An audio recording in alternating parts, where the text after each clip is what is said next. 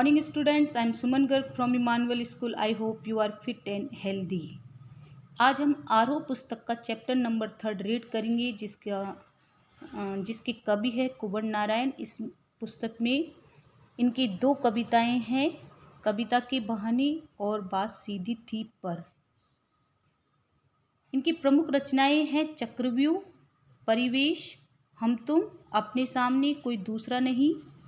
और इन दिनों इनका काव्य संग्रह है आत्मजयी, इनका प्रबंध काव्य है। आकारों के आसपास इनका कहानी संग्रह है। आज और आज से पहले इसमें इन्होंने समीक्षा की है और मेरे साक्षात्कार, यह भी इनकी रचना है।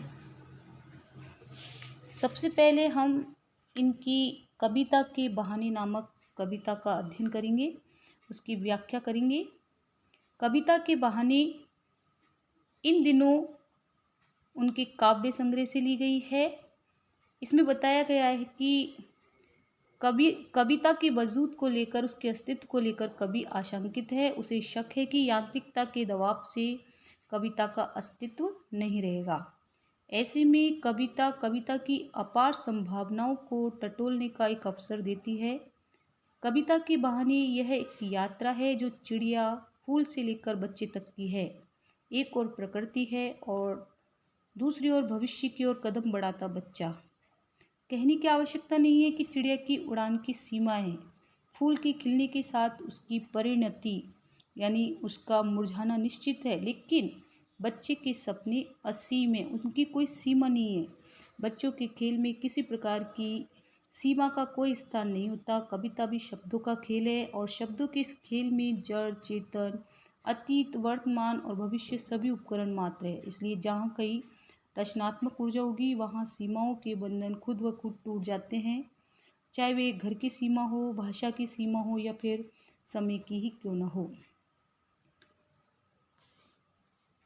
कुंवर नारायण की कविता के बहाने कविता में कविता की शक्ति पर प्रकाश डाला गया है। कवि का कहना है कि कविता में चिड़िया की उड़ान, फूलों की मुस्कान और बच्चों की क्रीड़ा यानी उनका खेल, इन तीनों का समावेश है। लेकिन जो कविता का क्षेत्र है, उसकी जो सीमा है वह असीम है, यानी उसकी कोई सीमा नहीं है। जबकि चिड़िया और फूल ससीम है, एक सीमा के अंदर तक ही वे उड़ सकते हैं और एक सीमा के पश्चात फूल मुरझा जाते हैं। चलिए शुरू करते हैं। कविता एक उड़ान है चिड़िया के बहाने, कविता की उड़ान भला चिड़िया क्या जाने। बाहर भीतर, इस घर उस घर, कविता के पंख लगा उड़ने के माने, चिड़िया क्या जाने। इस कविता में कवि कविता की श्रेष्ठता को कविता की उड़ान को चिड़िया की उड़ान से तुलना करते हुए जो कविता की उड़ान है उसको श्रेष्ठ बतलाते हैं और कहते हैं कि कविता एक उड़ान है चिड़िया के बहाने। कविता चिड़िया की उड़ान को देखकर नई नई कल्पनाएं प्रस्तुत करती है। वह स्वयं भी उड़ान भरती है, उसमें नए नए भाव, नए नए रंग, नए नए विचार आते हैं। अर्थात कविता चिड़िया को खुले आकाश में उड़ता देखकर ऊंची ऊंची कल्पनाओं की उड़ान भरती है। वह धरती से ऊपर उठकर भावना, कल्पना और संभावना के आकाश में विहार करती है।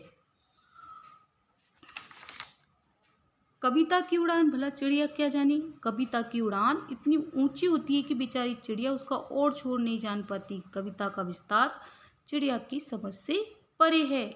कविता न केवल घरों के भीतर होने वाली गतिविधियों पर लिखी जाती है, बाहर भीतर, इस घर उस घर। कविता न केवल घर के भीतर होने वाली गतिविधियों पर लिखी जाती है बल्कि संसार के बाहर के संसार को भी व्यक्त करती है।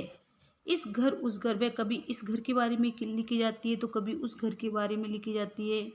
आशय है कि कविता में घर घर की कहानी वर्णित होती है। कविता के पंख लगा उड़ने के माने, चिड़िया यह उस बेचारी चिड़िया की समझ से परे है, वह उसको समझ में नहीं आता है।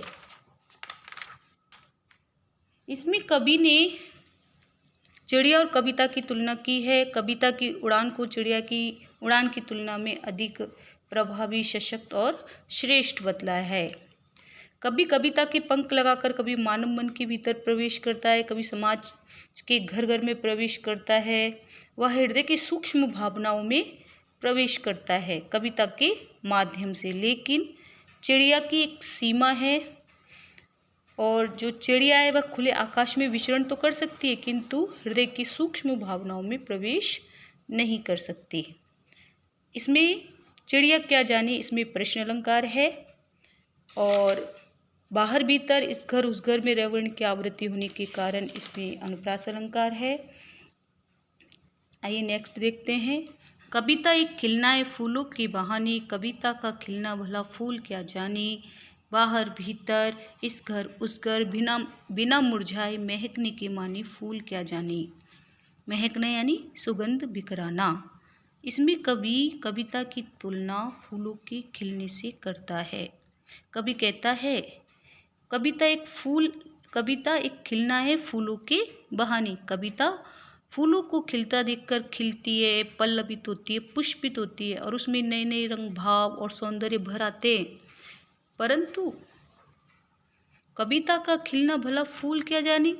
परंतु फूल बेचारा कविता के खिलने को कैसे जान सकता है, क्योंकि कविता की जो सुगंध है और सौंदर्य है वह असीम है, लेकिन फूल का खिलना ससीम है। एक निश्चित अवधि के बाद फूल मुरझा जाता है, गंध रहित हो जाता है, किंतु कविता बिना मुरझाए महकती रहती है। वह अपने भावों और कोमल भावनाओं से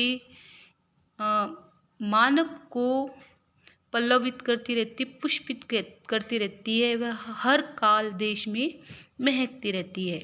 वह बाहर भीतर, इस घर उस घर, वह घर के भीतर और बाहर हर घर द्वार पर अपनी भाव सुगंध बिखराती रहती है। जिस तरह बाहर भीतर, इस घर उस घर फूल खिलते रहते हैं, इसी तरह कविता भी हर घर के भीतर और बाहर अपनी भाव विचारों की सुगंध को बिखराती रहती है।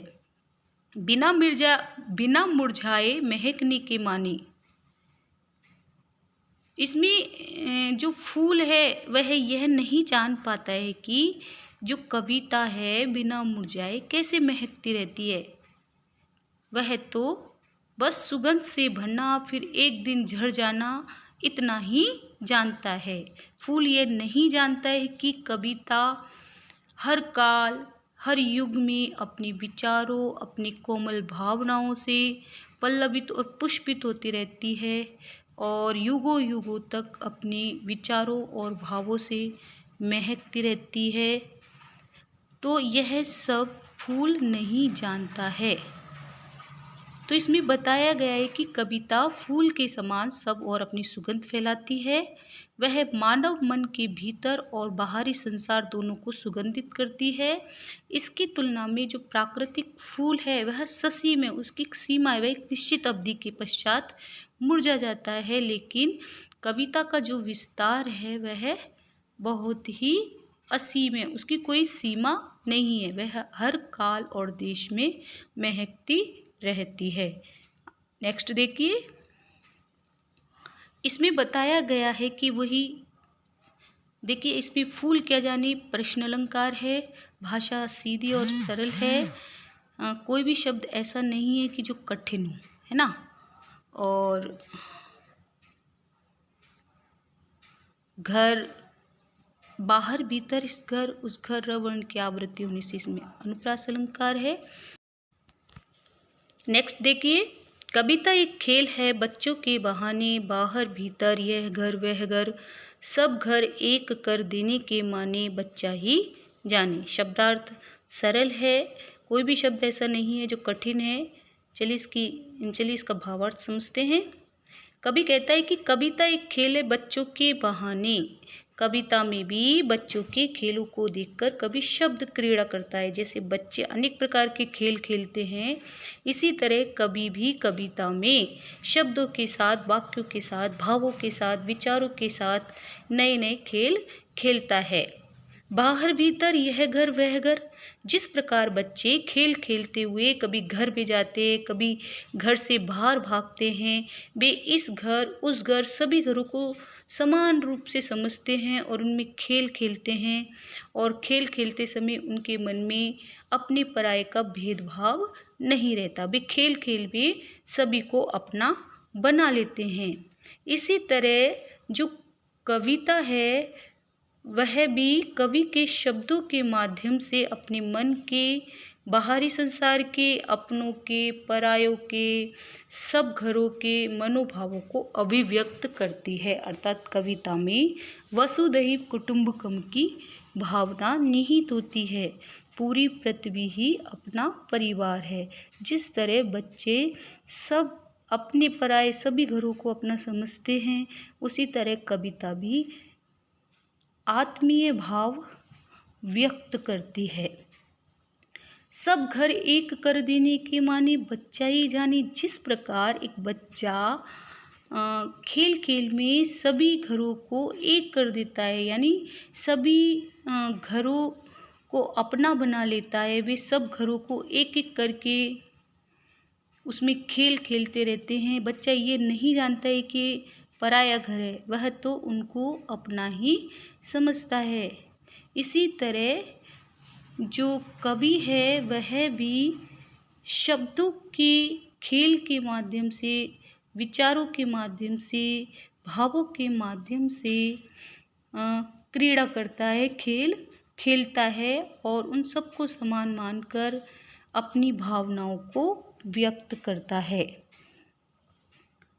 तो इस पद्यांश में ये बताया गया है कि बच्चों की क्रीड़ा के समान कविता भी सबको समान मानती है। कवि अपनी कविता में अपने पराये का भेद भूलकर सबकी अनुभूतियों को, भावनाओं को, विचारों को अभिव्यक्त करता है, और उसका दायरा बहुत विस्तृत होता है। जिस तरह बच्चे के जो खेल होते हैं वो भी असीम होते हैं, और जो कवि की जो कल्पना है कविता में वह भी असीम होती है, उनकी कोई सीमा नहीं होती है।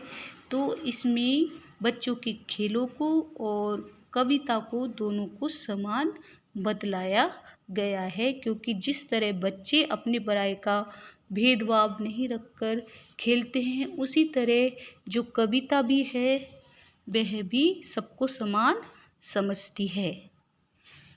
आप सभी को इसके प्रश्नोत्तर अपनी नोटबुक में करके होमवर्क क्वेरी ग्रुप में सेंड करना है।